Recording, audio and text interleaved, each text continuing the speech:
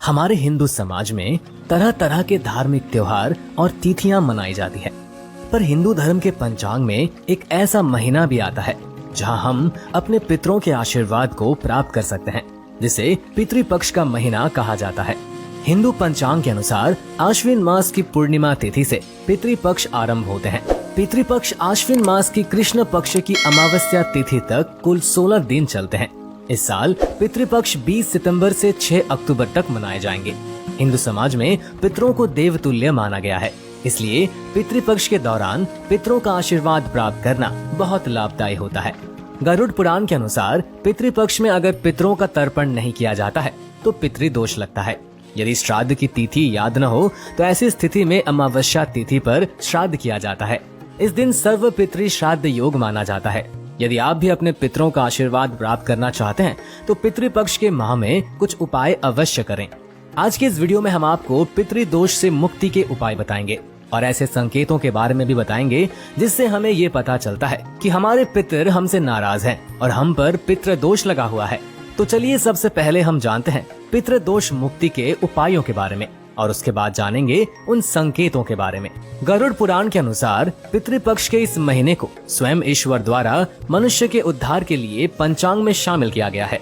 एक कथा अनुसार जब सारे पितृगणों ने भगवान विष्णु से प्रार्थना की कि हम कुछ समय के लिए धरती पर अपने प्रियजनों से मिलना चाहते हैं, उनके द्वारा बनाए गए भोजन का स्वाद लेना चाहते हैं, तब श्रीहरि विष्णु जी ने उनकी बात को स्वीकार करते हुए पितृपक्ष माह का आरंभ किया और उन्हें वरदान दिया कि वे इस माह में कौवे, गाय, कुत्ते या मनुष्य का वेश धारण कर अपने प्रियजनों के दर्शन कर सकते हैं और उनके भोजन का स्वाद ले सकते हैं। इसी कारण से पितृपक्ष के इस महीने का महत्व अधिक माना जाता है। सबसे पहले इस माह के आरंभ से यदि आप अपने पितरों का आशीर्वाद प्राप्त करना चाहते हैं तो जब से पितृपक्ष का आरंभ हो तब से हर रात अपने घर के द्वार पर जल का छिड़काव अवश्य करें। इस रात के समय जो भी पितर आपके द्वार पर आए होंगे उस जल से उन्हें अवश्य तृप्ति होगी और वे आपके द्वार से रुष्ट होकर नहीं जाएंगे। दूसरा उपाय, हम पितरों के श्राद्ध पर उनके लिए भोजन तो बनाते ही हैं, ये हम सब जानते हैं, किंतु पितृपक्ष के पूरे माह में हम जो भी भोजन घर पर बनाएं उसमें से कौवे, गाय, कुत्ते के लिए कुछ हिस्सा अवश्य निकालना चाहिए। इससे हमारे पितृ जिस भी रूप में धरती पर होंगे उन्हें अवश्य तृप्ति प्राप्त होगी और वे प्रसन्न होकर आपको आशीर्वाद देंगे। तीसरा उपाय, पितरों के लिए घी का दीपक प्रज्वलित करना। ये एक अचूक उपाय है जिससे आपके ऊपर सदैव आपके पितरों की कृपा बनी रहेगी। पितृपक्ष के माह के शुरू होते ही आप घर में पितरों का नाम लेकर उन्हें याद करते हुए और उनका आवाहन करते हुए ओम नारायण नमः मंत्र का उच्चारण करें और पितरों की तस्वीर के सामने घी का दीपक प्रज्वलित करें। इससे पितृदोष से मुक्ति के द्वार खुल जाते हैं और पितरों का आशीर्वाद भी प्राप्त होता है। आपके पितरों की श्राद्ध तिथि पर आपको ब्राह्मणों को भोजन अवश्य कराना चाहिए और उस भोजन से जो थोड़ा बच जाए उसे लेकर आपको कौवे को खिलाना चाहिए। और जब आप भोजन कौवे को खिलाने जाएं, तो आप मन में अपने पितरों को अवश्य याद करें।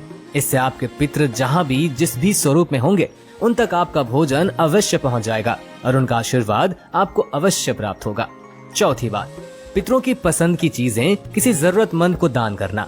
यदि आप पितृपक्ष के माह में अपने पितरों की पसंद की चीजें जैसे उनका पसंद का खाना, कपड़े, मिठाई आदि जैसी चीजें किसी जरूरतमंद को दान करते हैं या ब्राह्मण को दान करते हैं तो उनका फल आपको अवश्य प्राप्त होगा। ऐसा करने से पितर प्रसन्न होते हैं और आप पर उनकी कृपा दृष्टि सदैव बनी रहती है।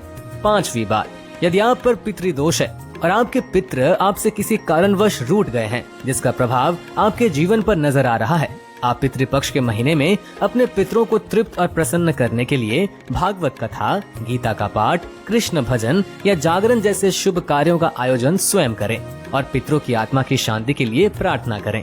छठी बात, यदि आपके पितरों की मृत्यु अकस्मात ऋण से हुई है या समय से पहले ही उनकी मृत्यु हुई है तो उनकी आत्मा की शांति के लिए आप गंगा नदी के किनारे उनका तर्पण अवश्य करें।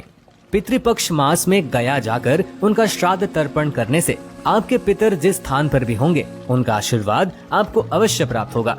तो आइए अब जानते हैं किन संकेतों से पता चलता है कि हमें पितृदोष लगा हुआ है। पहला संकेत, अगर बच्चे की किलकारी सुनने के लिए तरस रहे हैं तो आपकी कुंडली में पितृदोष का योग होना इसका कारण बन सकता है। दूसरी बात, बेवजह के कोर्ट कचहरी का केस होना पितृदोष के वजह से हो सकता है। तीसरी बात, परिवार के लोगों के बीच आपसी कलह और पैसों की तंगी भी इस ओर इशारा करती है।